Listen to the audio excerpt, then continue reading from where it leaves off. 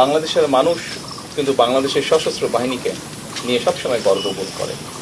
বাংলাদেশের সশস্ত্র বাহিনীকে বাংলাদেশের মানুষ স্বাধীনতা এবং সার্বভৌমত্বের প্রতীক হিসাবে বিবেচনা করে। বর্তমানে পৃথিবীতে আজকে থেকে 20 বছর, 25 বছর বা 30 বছর আগে যুদ্ধের ধরন যেমন ছিল, এখন যুদ্ধের ধরন পাল্টে গিয়েছে।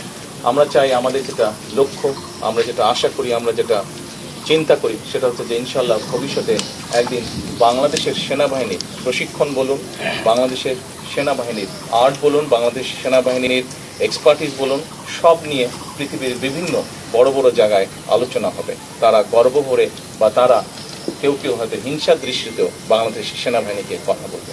আমরা সেই দিনের অপেক্ষা করছি।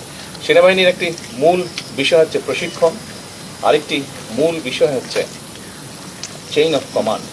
এইটি আমাদেরকে, কারণ ডিসিপ্লিন রক্ষা করতে হলে অবশ্যই চেইন অফ কমান্ড আমাদেরকে মানতে হবে।